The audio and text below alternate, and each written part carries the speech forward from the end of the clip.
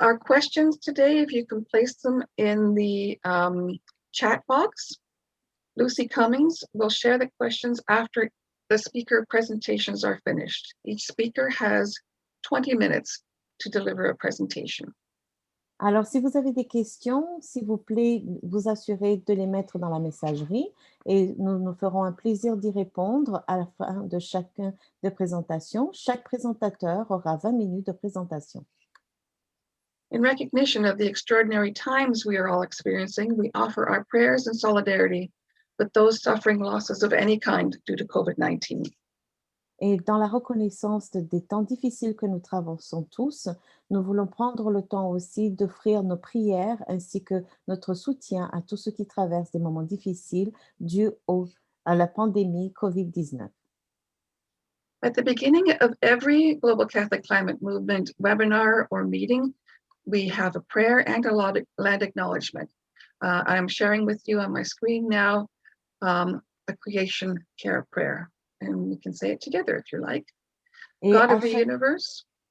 À chaque début de nos séances, nous nous assurons de justement offrir une prière pour non seulement les territoires que nous occupons, mais aussi pour les personnes avec qui nous allons travailler.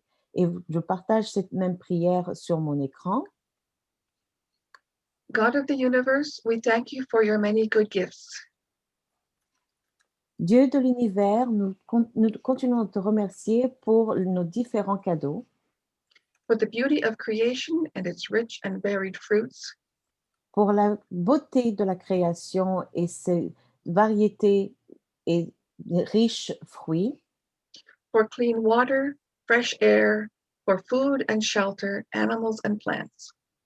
Pour l'air pur, pour l'eau et l'air pur, pour la nourriture et nos foyers, les animaux et les plantes. Forgive us for the times we have taken the earth's resources for granted and wasted what you have given us. Et pardonne-nous pour les temps où nous avons toujours pris pour garantie tous ces fruits et ressources que tu nous offres et donne-nous l'opportunité de ne pas pouvoir les gaspiller. Transform our hearts and minds so that we would learn to care and share, to touch the earth with gentleness and with love. Transforme nos cœurs ainsi que nos esprits, de façon à ce que nous apprenions à partager et à prendre soin et à touche nos cœurs aussi avec ta gentillesse et amour. Respecting all living things, we pray for all those who suffer as a result of our waste, greed, and indifference. And we pray that the day would come when everyone has enough food and clean water. Et dans le respect de toutes choses, nous prions pour tous ceux qui souffrent par rapport justement au résultat de ces dégâts ainsi que de notre manque de respect ou de notre indifférence. Et nous prions pour que le jour nous puissions venir et nous aider tout le monde afin qu'ils puissent avoir accès à la nourriture et à l'eau.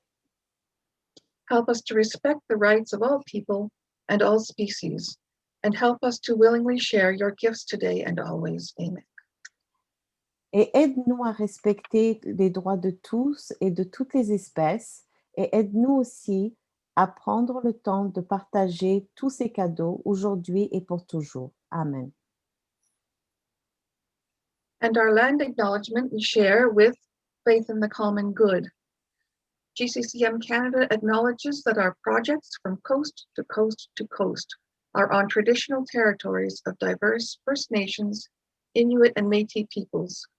We seek to live in respect, peace, and right relations, and are mindful of broken covenants.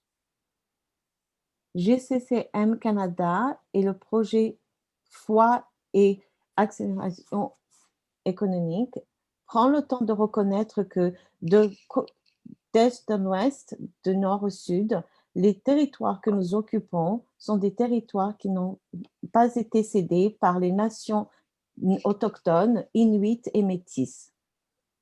Nous leur demandons d'accepter le respect que nous avons et la paix, ainsi que les relations que nous établissons par rapport à ce qui a pu être brisé dans nos relations.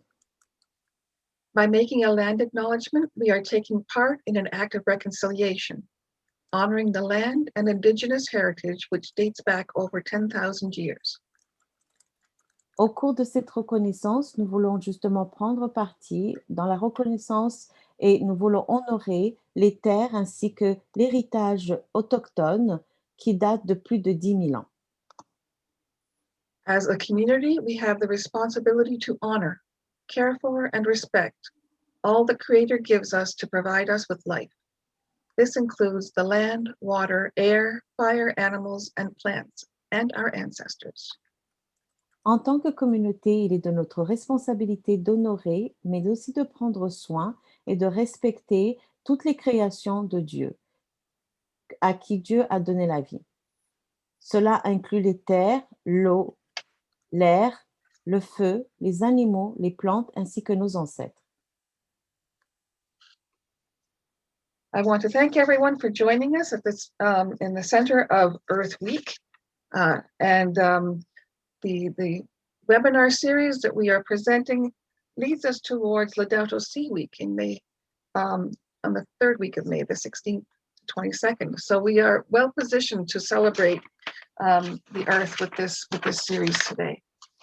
Alors, il faut dire que justement, cette semaine est une semaine de reconnaissance et de célébration des bien-être que la Terre nous offre. Et justement, cette session prend parti et est parfaite et nous donne l'opportunité de célébrer cela au cours de cette session.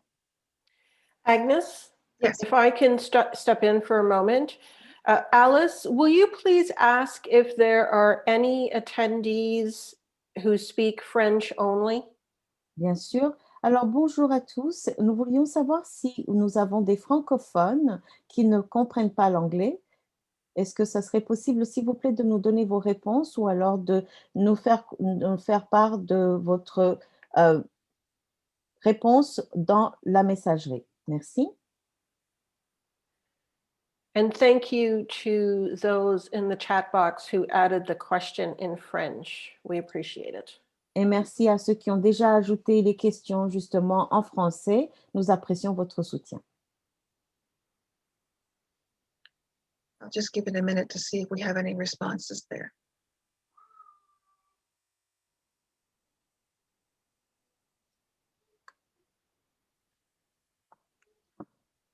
And Lucy, what do you see?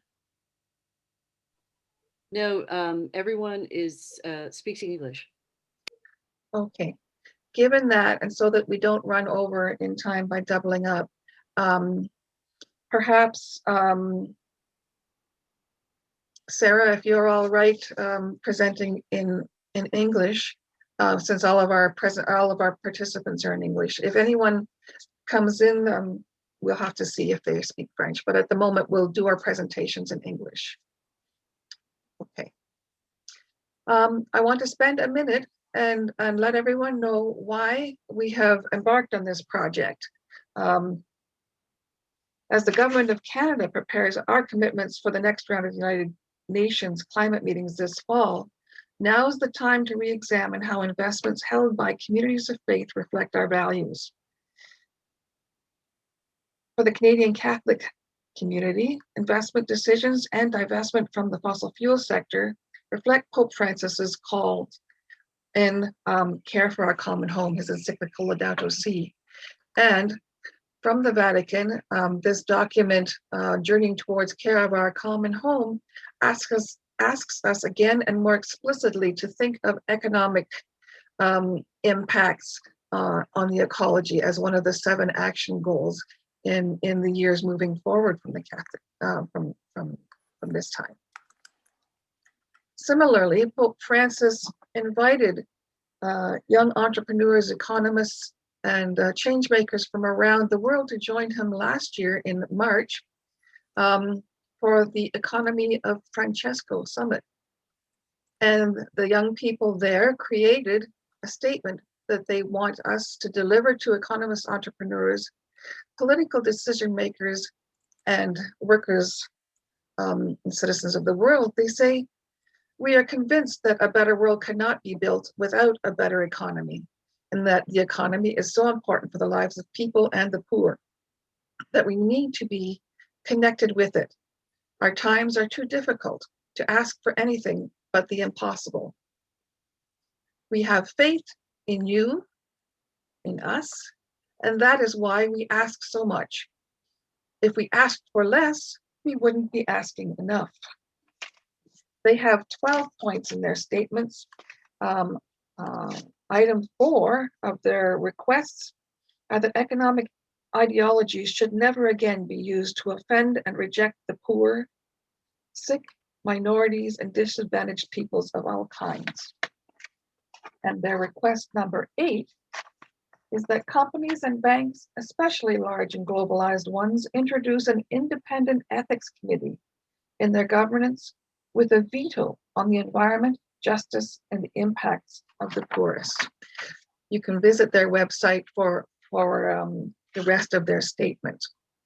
I'm going to take a minute now and introduce our speakers and let you know that we have a slight difference from what was advertised.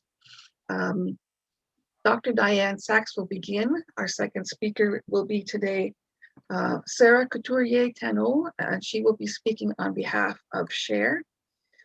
Father Peter Bisson sends his regrets. He is recovering from a health condition. I will present his presentation for us. So Dianne is a very respected PhD lawyer who, as you can see here, she specializes in environmental law. She now heads Saxe and is focusing on the climate crisis. She spent the years 2015 to 2019 as Environmental Commissioner for the province of Ontario. Sarah Couturier-Tanoh is a senior shareholder engagement and policy analyst with Schein, Shareholder Association for Research and Education. She provides analysis and engages on issues such as decent work, human rights, corporate lobbying, and supply chain due diligence. She has a background in non-financial auditing and also publishes issue briefs on current shareholder and policy topics. Sarah has 3 master's degrees. One in environmental law from the University of Laval. She has another in sustainable development and corporate social responsibility from Université Paris-Dauphine in France, and a master's degree in comparative public law from Université Panthéon-Assas, France. And our final presenter, and I will step in for Father Peter Bisson, was former provincial of the English Canada province and is a delegate from his province for the Society of Jesus General Congregation number 36. Father Bisson previously served as assistant to the provincial and the director of the Jesuit Forum for Social Faith and Justice in Toronto. He's also served as an assistant professor of religious studies at Campion College at the University of Regina, Saskatchewan. His ministry has included prison and hospital chaplaincy, ministry with the handicapped, and refugee advocacy. At this point now, I would very much like to welcome Dr. Dianne Saxe and hand the floor over to her. I will stop sharing.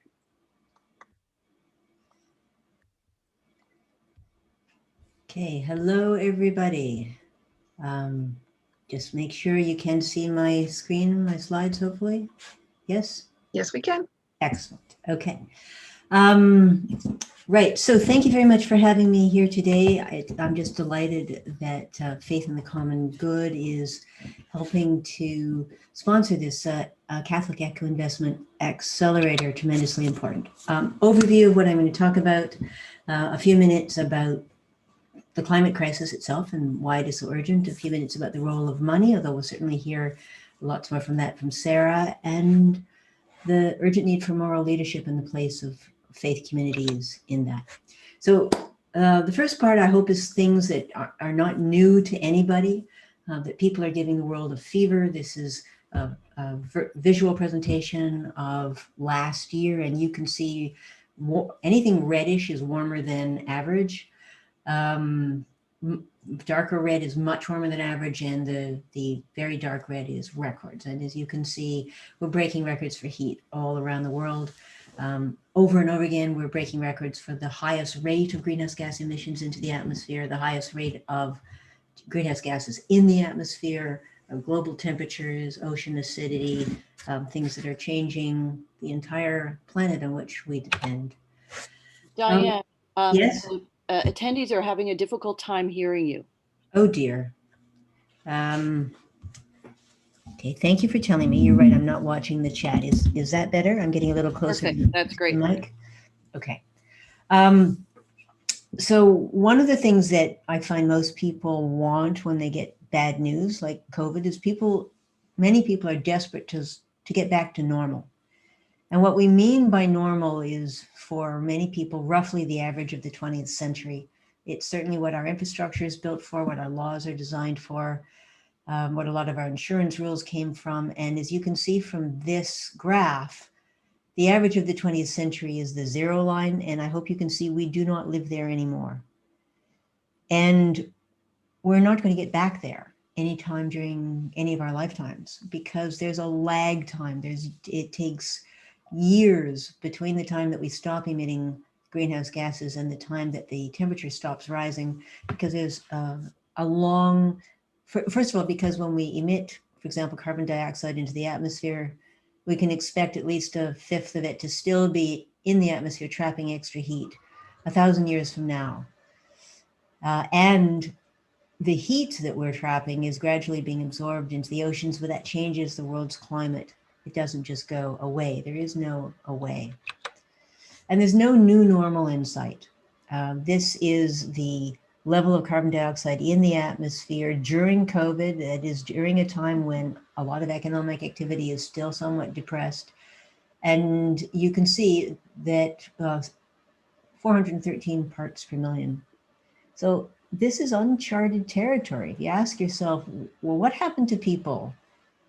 I mean, I'm a lawyer. I'm from an evidence-based profession. We like to always look at what happened before. So if I ask you, what happened to people last time carbon dioxide in the atmosphere was this high?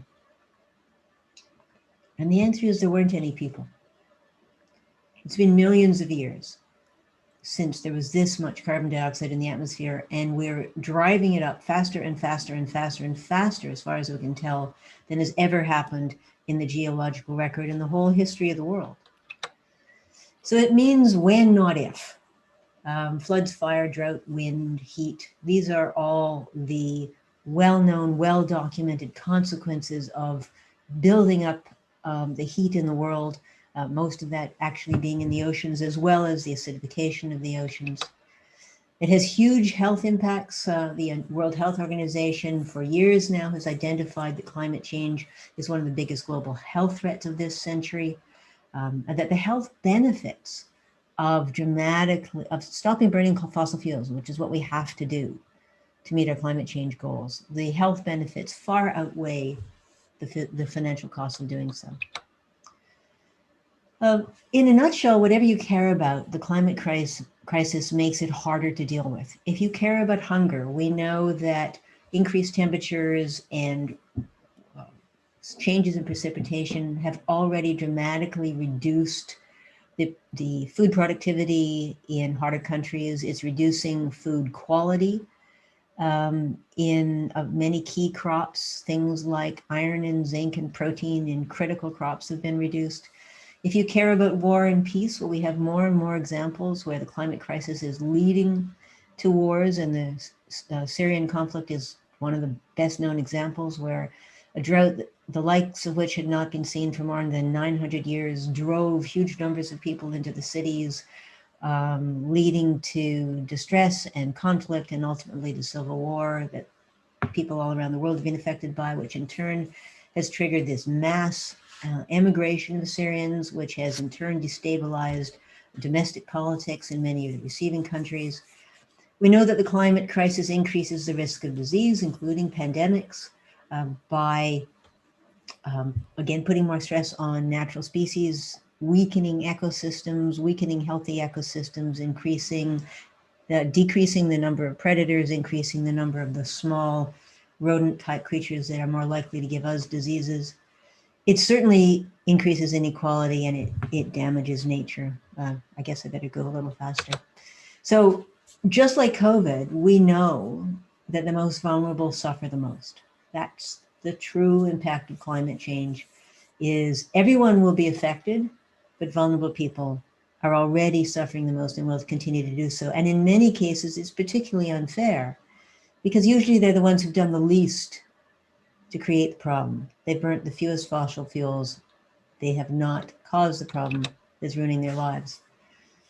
And we also know that even for those of us who are comfortable and safe and in lucky countries like Canada, when you get large scale uneven impacts, which is what climate change is creating, we have the historians tell us there's every reason to expect that this can destabilize existing institutional arrangements, increase incentives for violent distribution of wealth, and generate other forms of social conflict.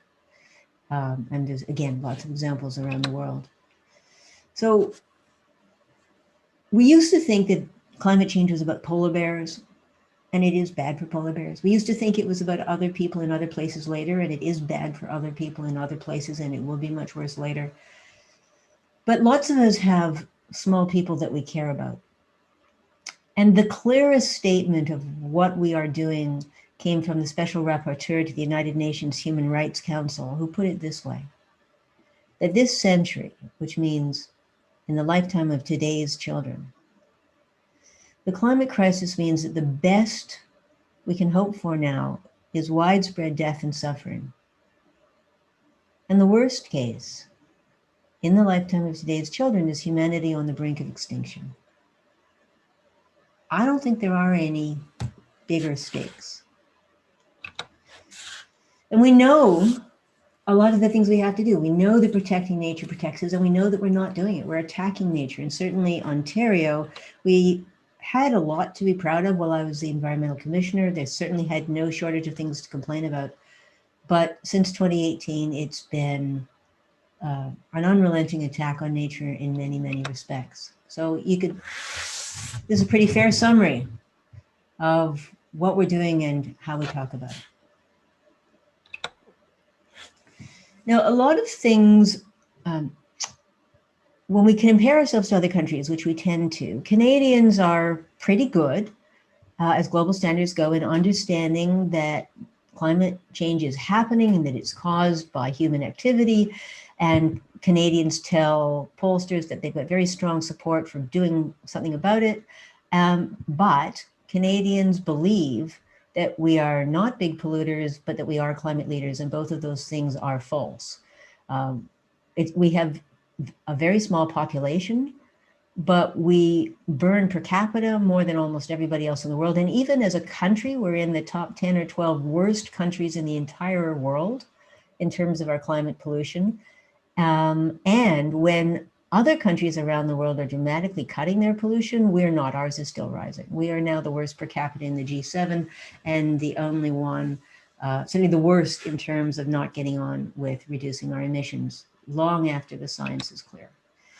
So the question always is it too late?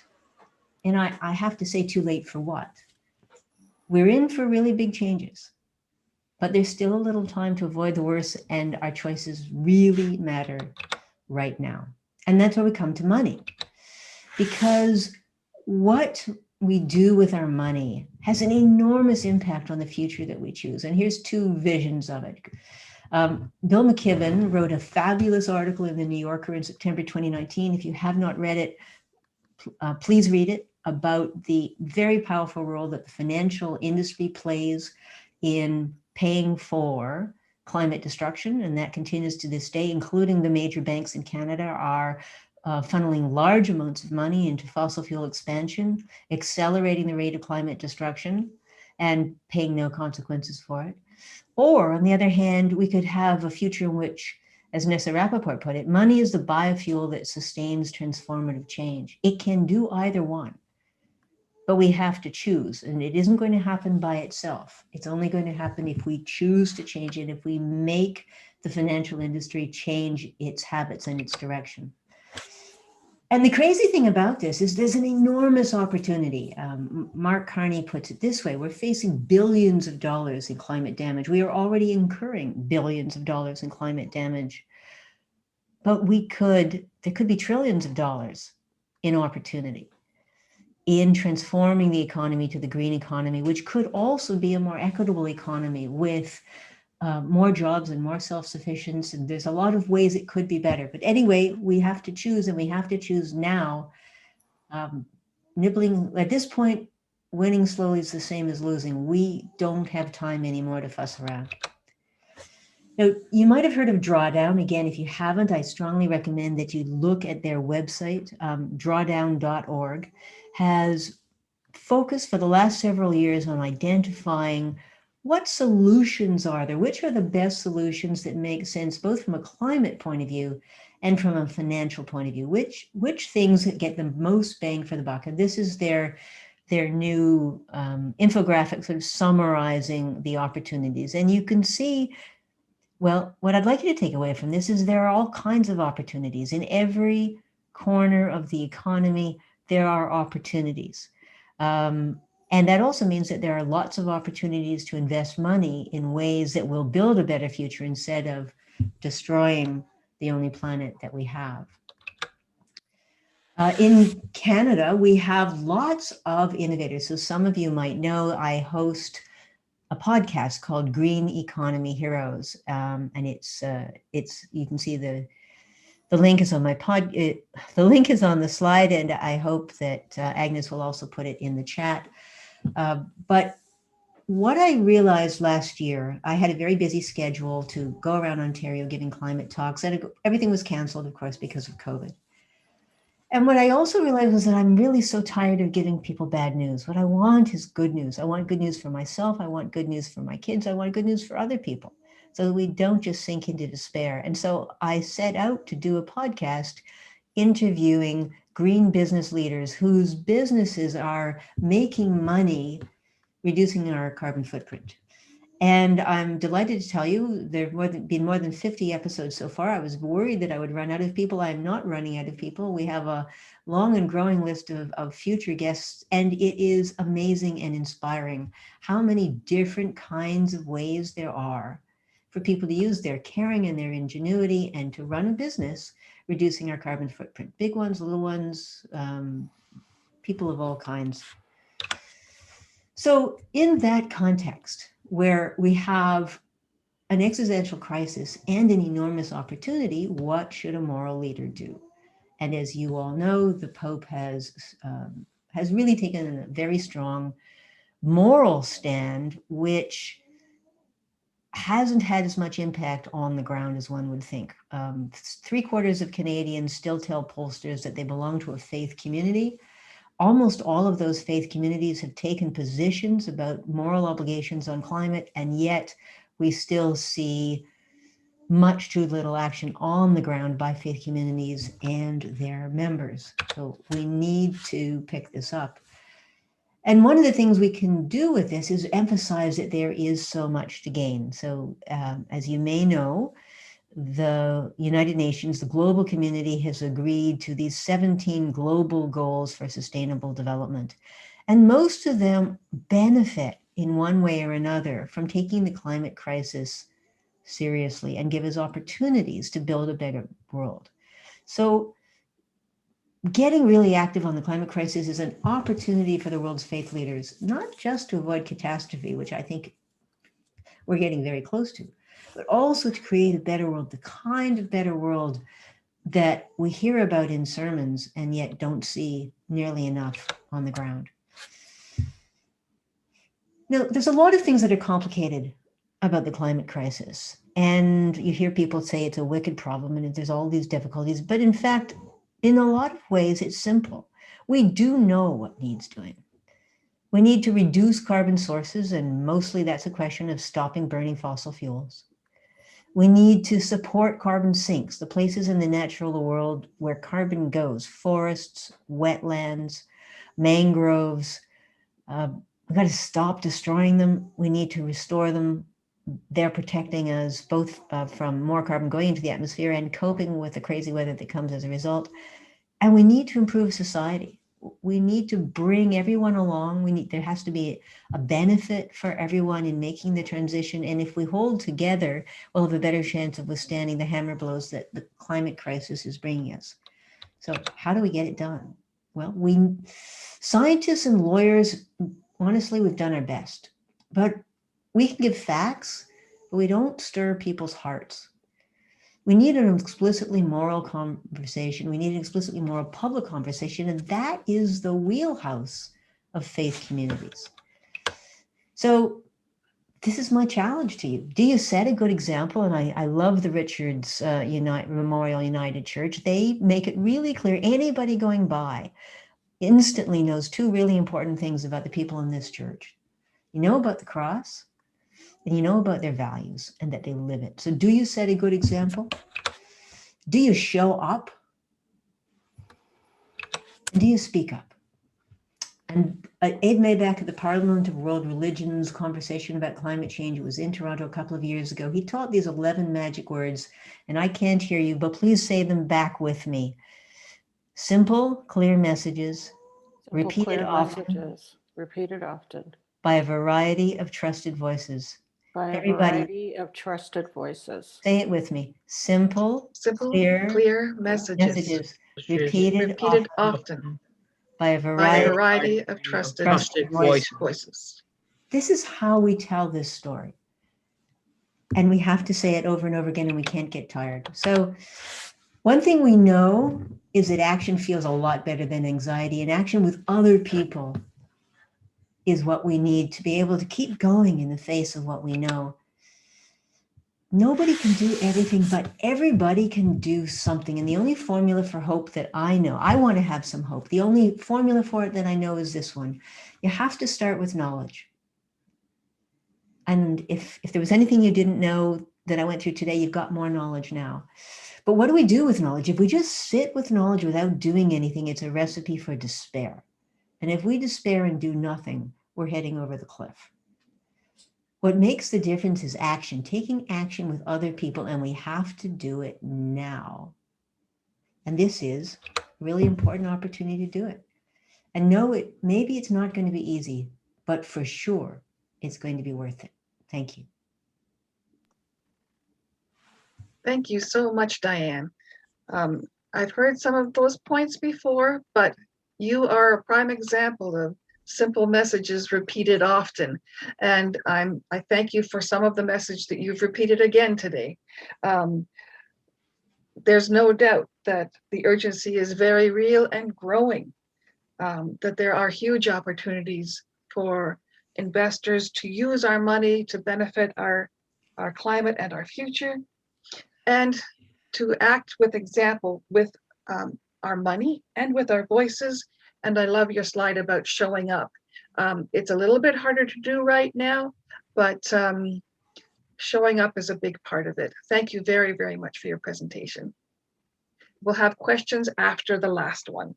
So now I would like to turn the floor over to Sarah, and she's going to tell us a little bit about what happens at her workplace at Schein. Take it away, Sarah. Thank you so much. So I'm gonna share my PowerPoint.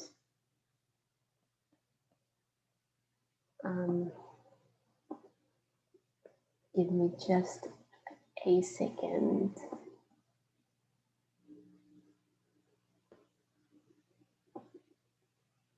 All right, can you all see my slides? Yes, no? Yes, we see your slides, Sarah.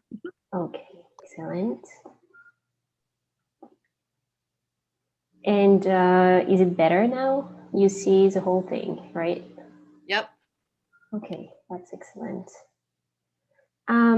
Okay, so I'm so sorry. I have prepared my presentation in French, so I'll have to do it in English, and you have to know that I'm a native French speaker, and it's been only 2 years that I'm living in an English-speaking province. So I'm going to do my best to be clear, and feel free to let me know if there's some things that you don't understand.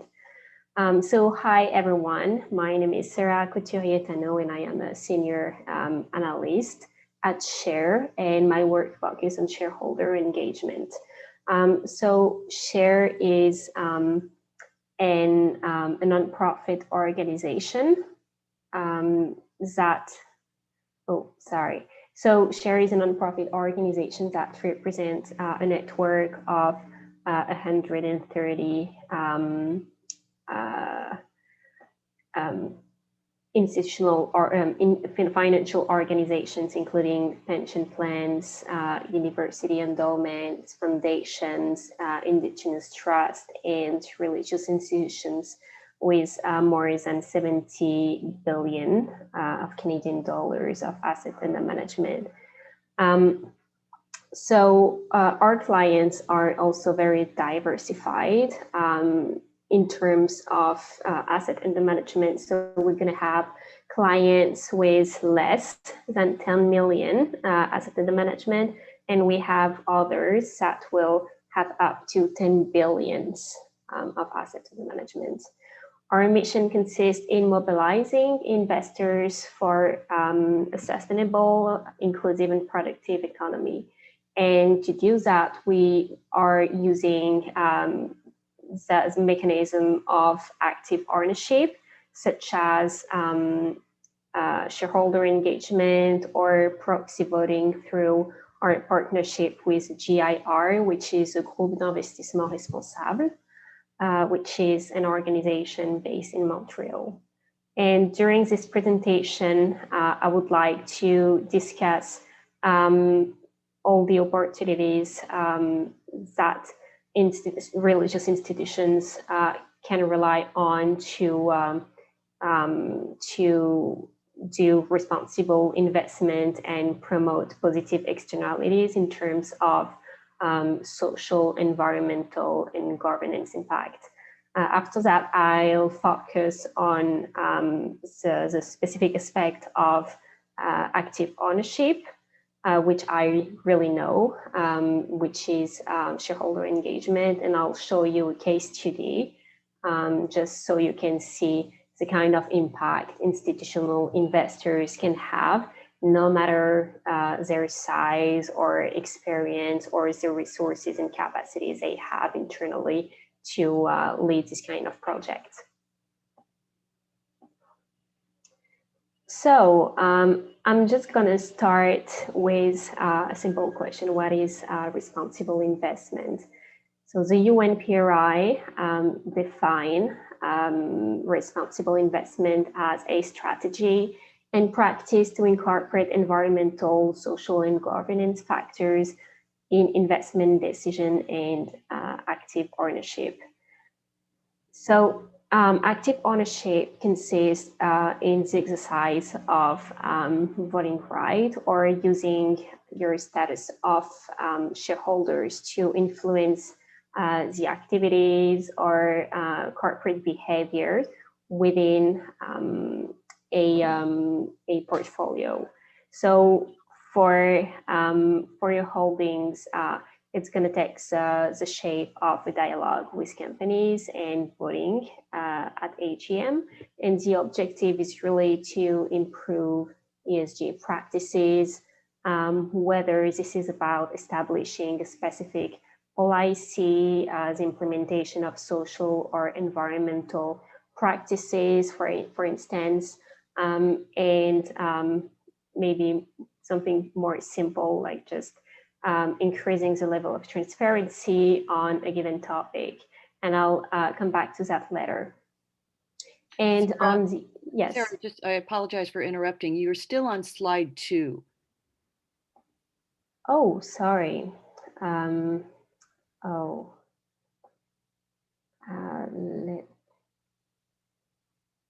here, what do you see? Still slide 2. You can press your down button, which should move the slides.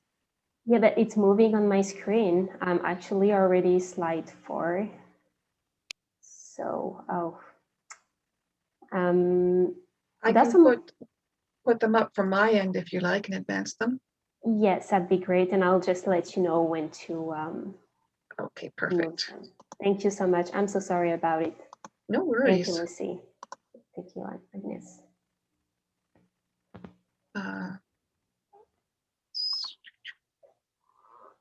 This is 3. This is 4. Is this where you are? Yes, Perfect. thank you so much. Yeah, so about responsible investment practices, they are gaining in popularity because they provide many benefits to investors depending on the objectives that they have determined. And amongst these benefits, you have the reduction of portfolio risk. So the risk factor is something that we often take into account because it echoes with a more conservative way to manage a portfolio, and it also echoes well with a large base of investors.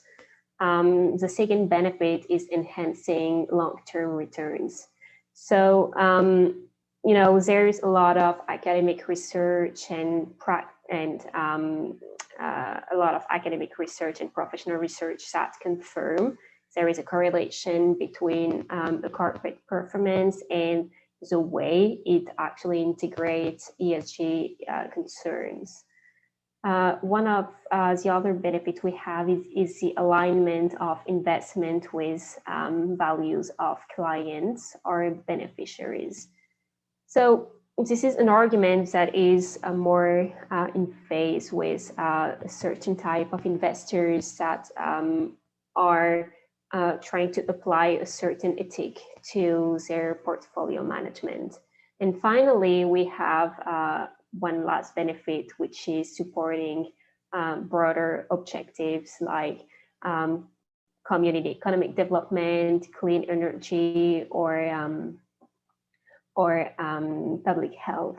So this is also very specific to the strategy of each investor and the goals that it has determined for the mid and the long term. Today, the notion of fiduciary duty of investors is evolving, and now it takes into account consideration related to sustainable development. The UNPRI says that the fiduciary duty requires investors to incorporate all value drivers, including environmental, social, and governance factors in investment decision making.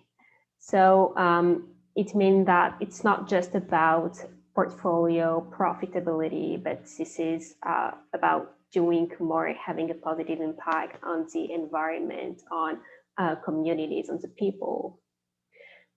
Next slide, please. So when we talk about responsible investment, we tend to include everything that is somehow related to ethic or ESG factors. But the nomenclature is actually a bit more complex, and really, again, I know I said it already twice, but it really depends on the way investors integrate these factors and their own goals.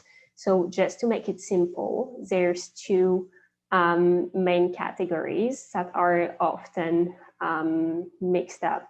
So there is social impact investing, which includes social investing and impact investing, and there is sustainable and responsible investing. Next slide, please. So social impact investing consists in prioritizing ESG externalities, comparing to the profitability of portfolio. But pay attention, rentability is always an objective, right? It's just that the impact, the social impact or the environmental impact will be more prevalent in the way you're managing your portfolio. In the same category, the OECD makes a distinction between social investing and impact investing. In the first case, social investing is really focused on having ESG having positive outcomes, while impact investing is about having measurable environmental social return, while having a really average, financial market rate, similar to what you will find at other asset managers. Next slide, please. So in parallel, you have what is actually called responsible investment, and this is more about improving, enhancing long-term value through the integration of ESG factors.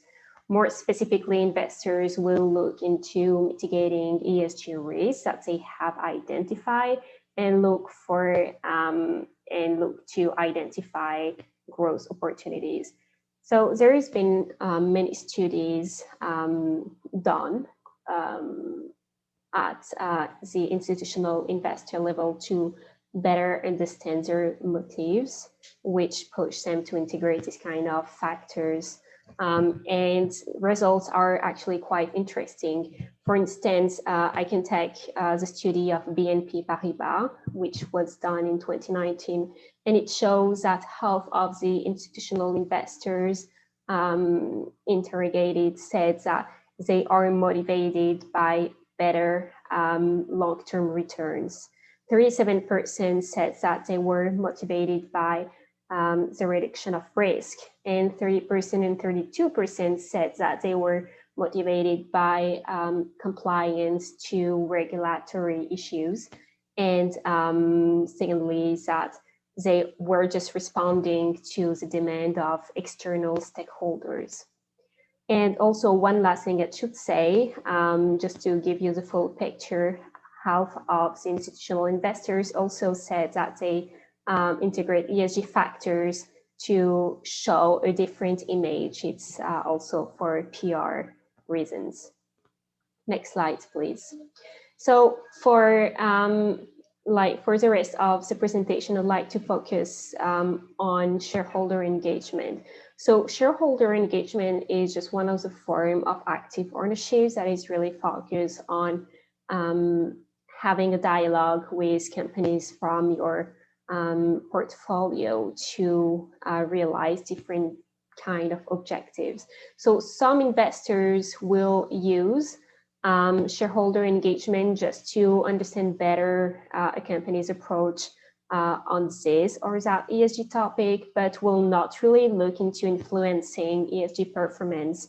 In others, like we do at Share, we're really looking for, we have a more proactive approach, and we are directly looking into influencing ESG practices and policies of a company.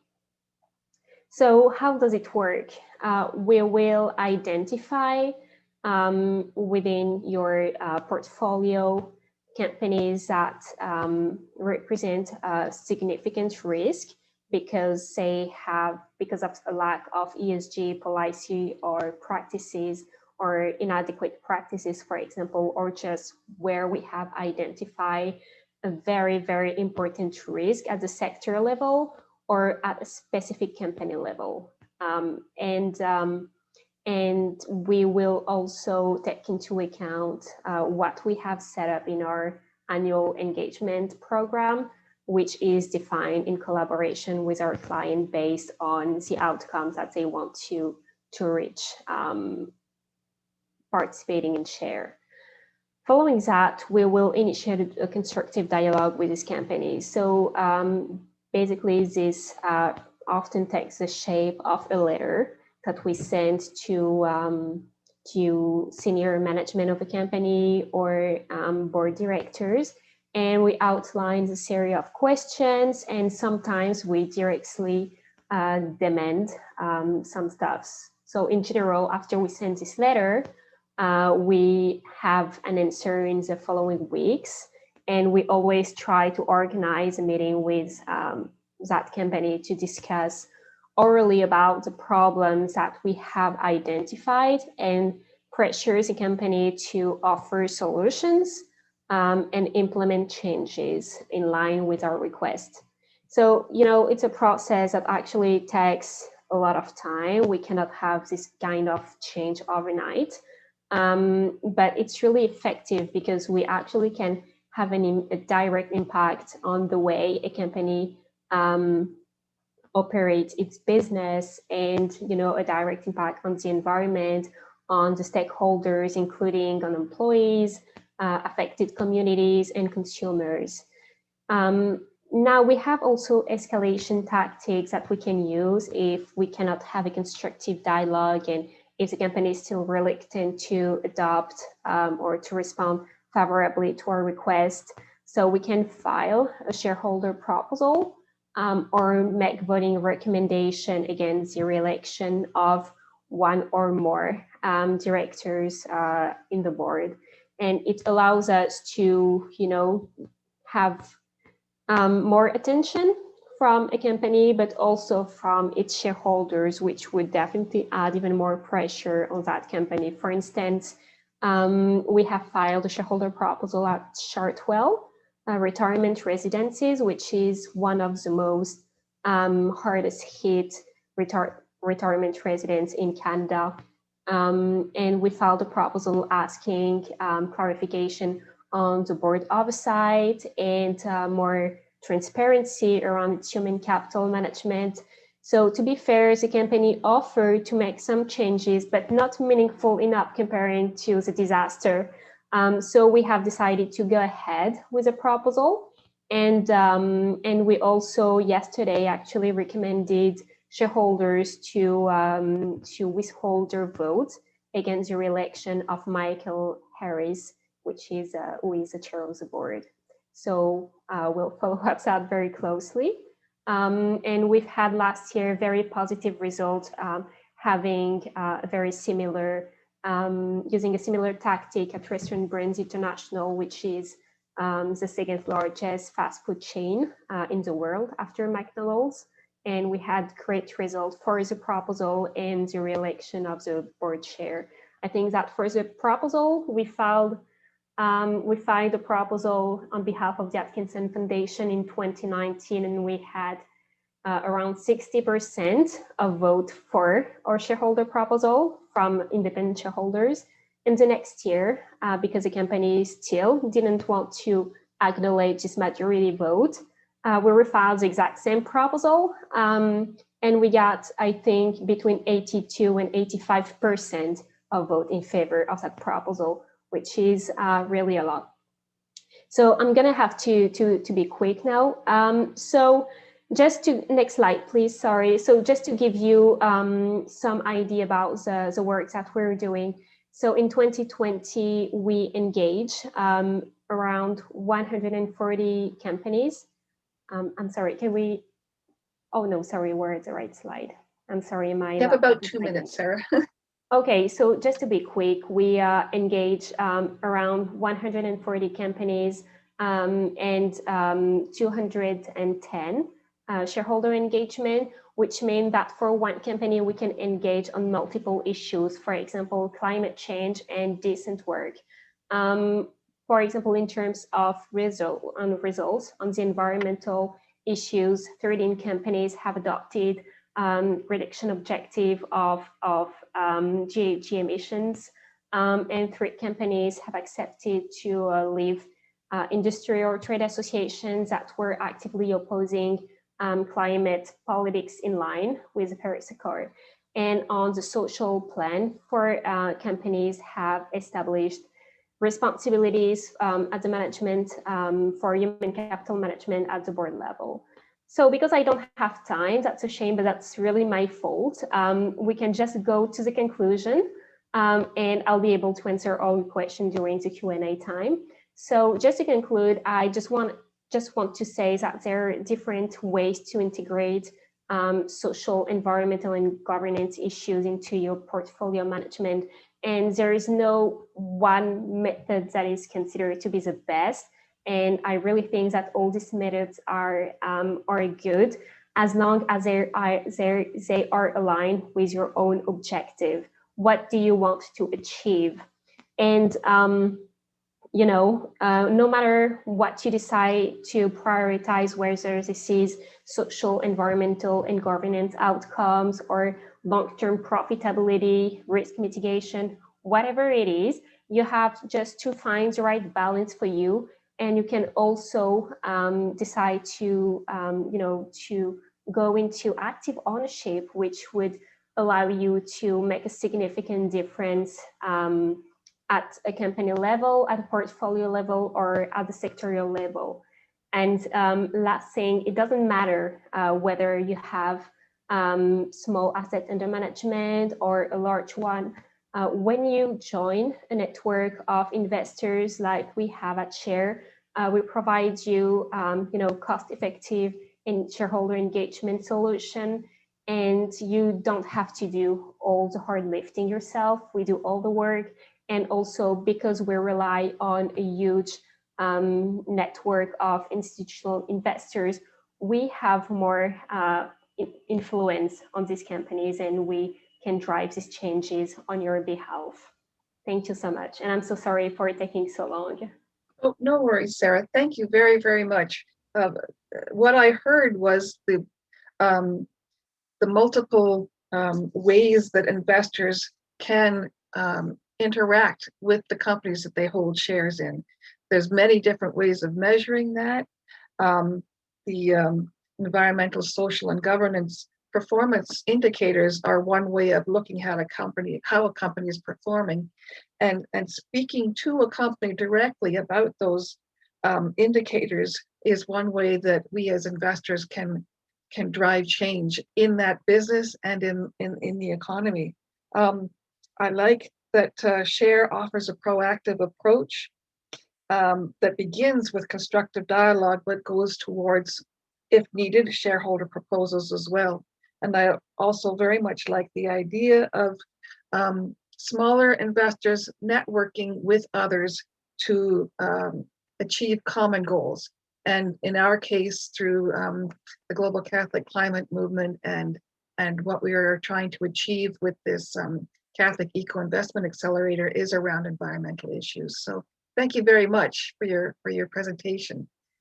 I'm going to now put up Father Bisson's face so that when you are listening to the presentation that I am reading, you know that the words are coming from him. Father Bisson prepared a statement for the 7th Generation Interfaith Coalition for Responsible Investment. And this was one of the quarterly presentations that was given on November 13th in 2020. He says, while our socially responsible investment policy with ecological, social, and governance, or ESG criteria, had roots in the 1970s, our current policy of divestment and reinvestment began in 2014 among the Jesuits of English Canada. The Jesuits were still organized into two groups at that time, or provinces, English and French Canada. In 2018, we became one group. I was provincial of the Jesuits of English Canada from 2012 to 2018. Now, to fill you in on some of our recent story, in 2014, many people in our social justice sector, including myself, were wanting our investment policy to reflect our apostolic values. Many other religious orders and churches in Canada were already moving in this direction. Pope Francis's encyclical and our own ecological advocacy heightened the stimulus to move in this direction. The beginnings of our involvement with the Jesuit Committee on Investment Responsibility, a joint effort between the Jesuits in Canada and the United States, that helped too. We set up a subcommittee for our finance committee to prepare a draft policy. The committee was composed of largely of lay people, some from our social justice sector, some with expertise in finance. One of the latter had been the chief economist for the steelworkers and had been assistant deputy minister of finance for the government of Ontario when it had a social democratic government. We consulted a few organizations, especially Sustainalytics, Belgian-Canadian company whose work was the analysis of the behavior of various companies from the point of view of ESGs, especially human rights and governance criteria. They had an office in Toronto where a nun was a manager. She helped us a lot to reflect on how to set up a socially responsible investment policy. It took the subcommittee 2 years. The divestment part of the policy was not so unusual among religious groups in Canada, but the reinvestment policy was, as was the commitment to withdraw from fossil fuels within 5 years. For example, the policy had negative and positive streams. We will not invest in corporations that do X, Y, Z, but we will invest in corporations that do ABC. Furthermore, we did not have a large portfolio, and we relied on its returns for a substantial part of our income, especially for running the province. So we did not have much room for error. But we proceeded anyway, because of the principle and to be consistent with the values we were trying to promote. I approved the policy in 2016. The new policy did not provoke much positive or negative reaction among the Jesuits in Canada, but it did attract a lot of attention outside of the Jesuits. For example, many people at the University of Toronto were very interested in our policy, especially in the divestment from fossil fuels. I'll come back to that in a few minutes, but right now I'll give you a bit more historical background. This new commitment did not come out of thin air.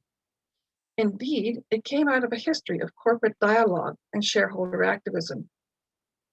We'd been involved in corporate accountability for some time. In the 1970s and 80s, there was a rich network of ecumenical task forces on many social justice issues. One of them was the task force on the churches and corporate responsibility. At the same time, we were quite active in getting Canadian banks to divest from South Africa in order to oppose the policy of apartheid.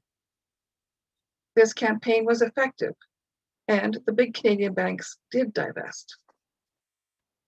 In 1985, I was a Jesuit novice working for a few months in our Social Justice Center in Toronto, the Jesuit Center for Social Faith and Justice.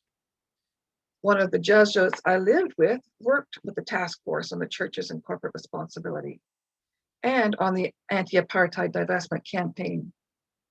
I remember one morning he was getting ready for a shareholders meeting. He was nervous and ate a power breakfast of eggs and donuts. We are Canadian after all, liters of coffee and multiple cigarettes. He was a little nervous going into that one, but it went fine. Now, how are we doing now these days? Our policy gave us 5 years to divest from fossil fuels. That would have taken us to 2021. We were completely divested in 2020, 1 year early. There's been practically no financial impact on the earning power of our portfolio. The policy has not lost money or gained us money either, at least not any more than we had already been earning. However, we did lose some donors in Alberta, which is Canada's oil patch. The divestment reinvestment part of our policy was originally written as an apostolic document. Now we are rewriting it in the language of investment managers with the same criteria. We continue to be involved with the Jesuit community on investment responsibility, the investment committee on investment responsibility. I participate in 2 dialogues, both of which are with mining companies. One of them is Barrick Gold, a Canadian company and one of the largest gold mining companies in the world. As a development in our journey of socially responsible investment, we are starting to consider some impact investments in Indigenous communities where we have relationships. In impact investments, we are more interested in social and ecological returns than financial ones. These would be smaller scale investments that might not meet some of the prudential criteria of the other aspects of our investment policy, even if they meet the spirit of the ESG criteria, So these investments would need special treatment in our policy. In conclusion, over 4 decades, we have expanded from corporate dialogue and shareholder activism, which we still do, to divestment and reinvestment based on ecological, social, and governance criteria. Hopefully, we will also now expand into some targeted impact investment. Divestment and reinvestment with ESG criteria is a risk, but our experience shows it is a risk well worth taking. Don't be afraid. Thank you, Peter, for that synopsis of the Jesuit experience regarding impact and ecological investments, divestments, and engagement.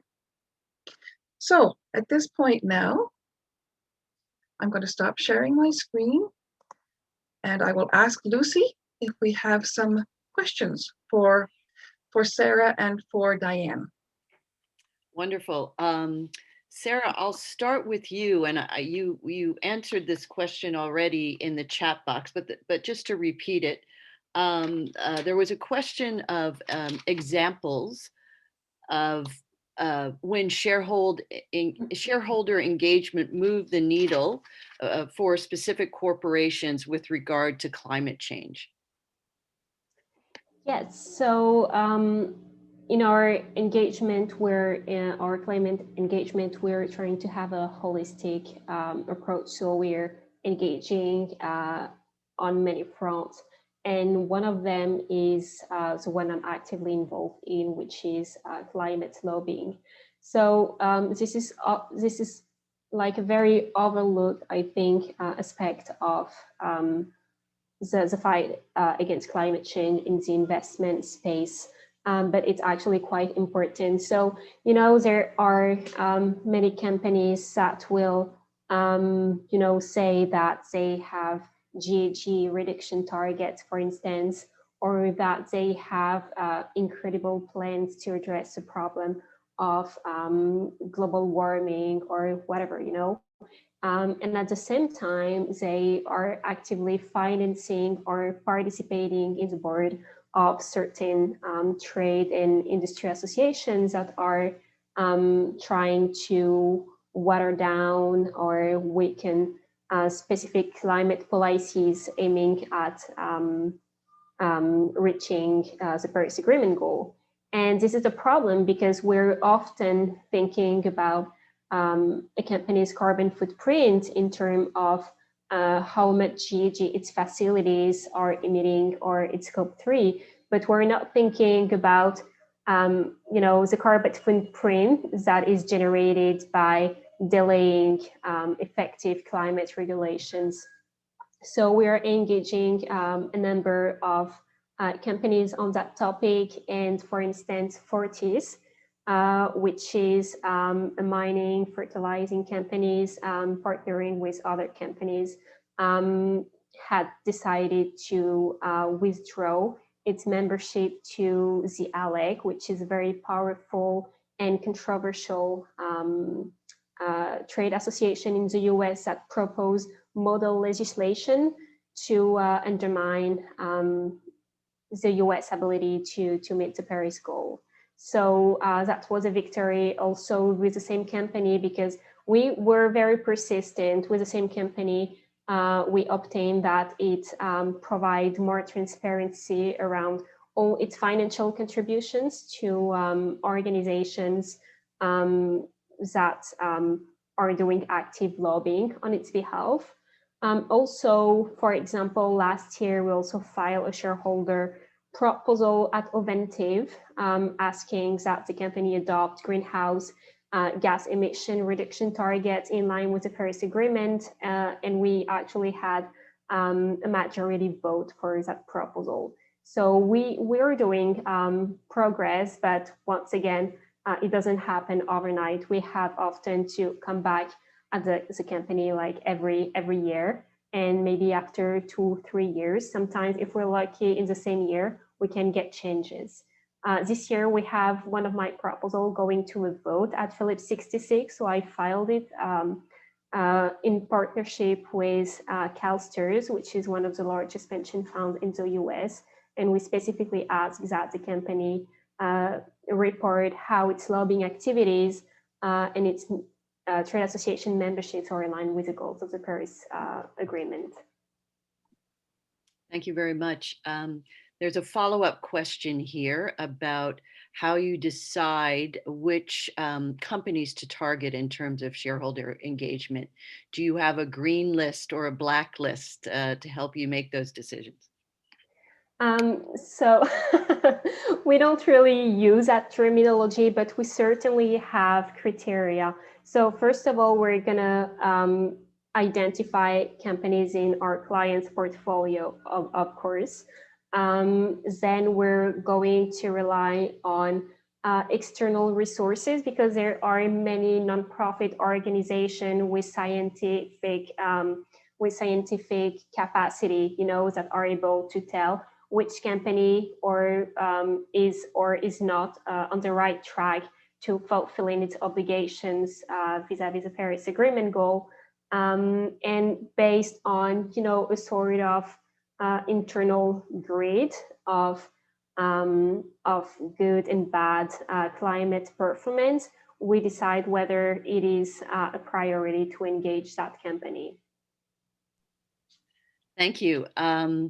There's another question, and this is for Dianne and Sarah, I think. And the question is about which advisory organizations would you recommend in terms of green investment, and how do you choose? Maybe Dianne, we'll start with you. Sure, I've been putting a few things into the chat. It depends, of course, what you're looking for. For individuals, if you're looking for a particular bond, for example, you can go to CoPower, which is now owned by the VCIB, Vancouver, I think it's the Vancity Investment Bank. I think I'm missing a letter there. But you can also, SolarShare also has bonds that you can buy in the $1,000, $5,000 range. If you're looking for an ETF or a mutual fund, I put in a few names: NEI, I think Honeytree, AGF, Greenchip, which is at McKinsey. They all have funds. If you're looking for venture capital, so you're looking for larger amounts of money, higher risk, but more transformative potential, Arcturn Ventures is fabulous. That's Tom Rand, and Nelson Switz is launching a similar one, which I was just looking for the name for, and I'll try to put in the chat. Bottom line is there are options at every price point. You just have to demand it. Great, thanks. Sarah, do you have anyone to add to that comprehensive list? No, actually, it was quite comprehensive, and all the names Dianne said are pretty good names. So great, thank you. So Dianne, this is a question for you. We've had a few questions about corporate and political action on climate change, and is net zero realistic? Are we moving fast enough? So how do you respond to those questions? And I think I've asked you this before. Where do you find your hope? Well, are we moving fast enough? No, we are not.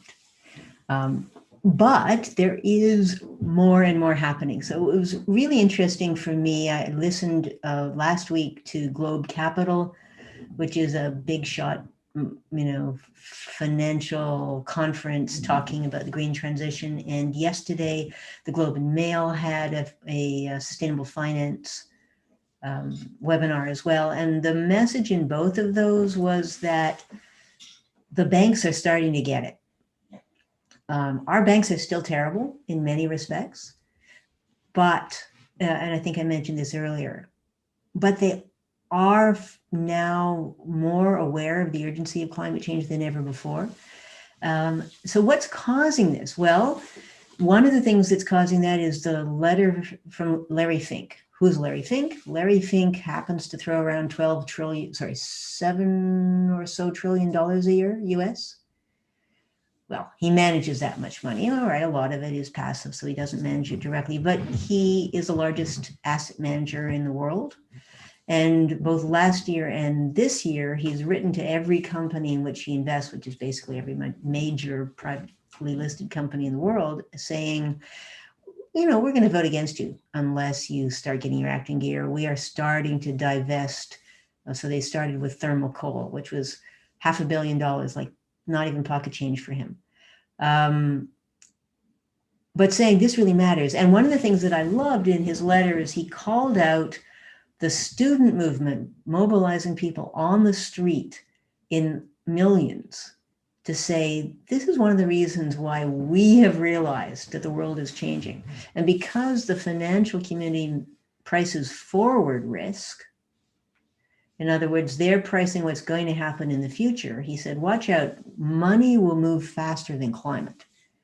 And climate is moving fast. And then this year with COVID, some people said, well, it's all going to go away, but, there's other important priorities. But in fact, it has not gone away. There has been more and more attention as, some people at least have drawn the lesson that I'd hope they get from this, which is, that environmental stuff, it can really hurt us. It can cost us real money. And now, as well as, with the US government being very active on climate, with their $2 trillion they're proposing to put, a lot of which is going to go into climate action. There are a lot of reasons why even our banks, dinosaurs as they are having to figure this out. And in fact, many of the people who work there want to do something about it.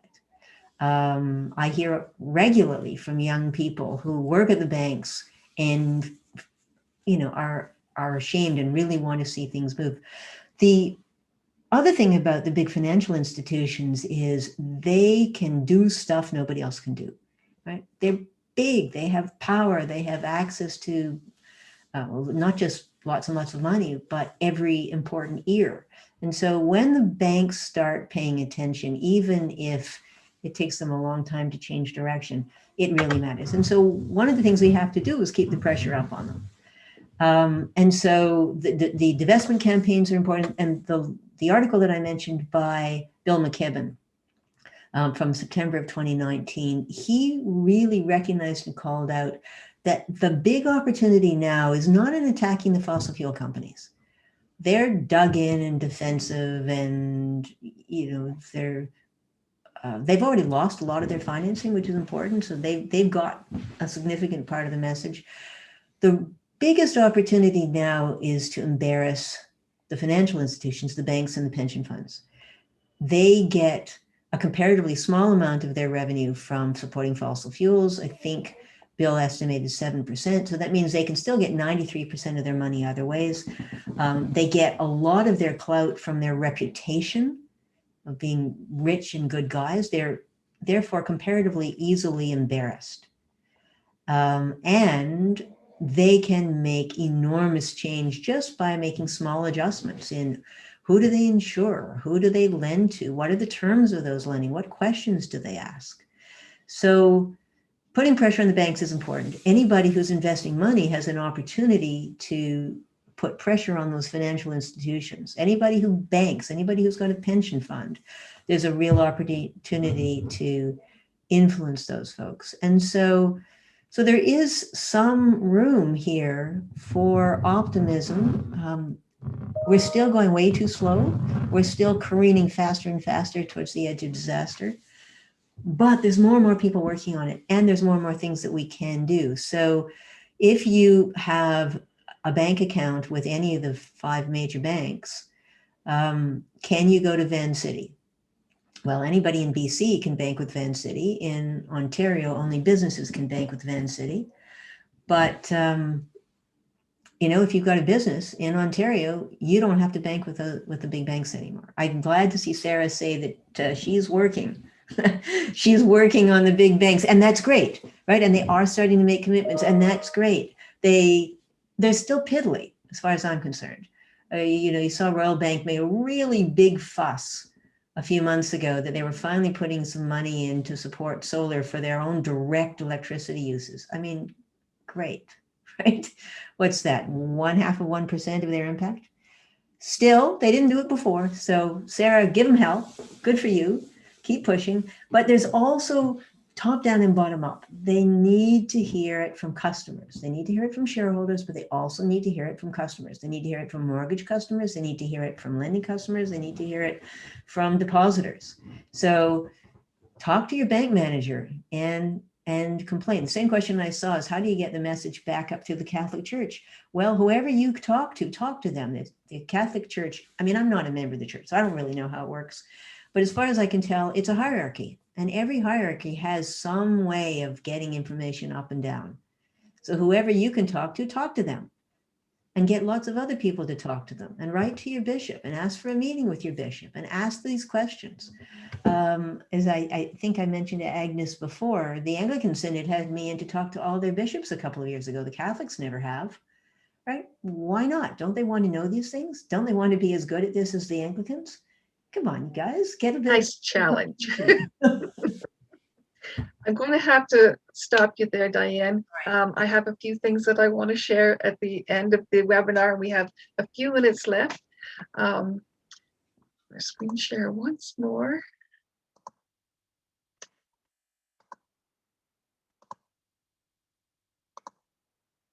Okay, I just wanted to let everyone know that this is just the first of our conversation. Next Wednesday, we will be talking more about shareholder engagement. The summit session after that, so the forum session on May 5th will be about impact and Indigenous investment. And on May 12th, we will be talking about positive and negative asset screens. I want to take a moment and thank everyone that's helped us on this webinar today. Michelle Singh took care of the technical, and we'll do our best to make sure that French is working for our second webinar next week. Thank you, Lucy, for watching the chat for us. Thank you, Alice, for being on board. And although we didn't use the French interpretation today, we will have that set up again next time. Thank you for being here. Thank you to all of our speakers. You've given us lots to think about and to get started on, and we will expand these conversations in the following weeks. Thank you, everyone, for participating. I hope you found something interesting and something inspiring, and that we see you back here again next week. Thank you all. Have a great rest of this week. Happy Earth Day tomorrow. I hope you can pay respects to the earth, say thank you, be part of it, and enjoy. Thank you all.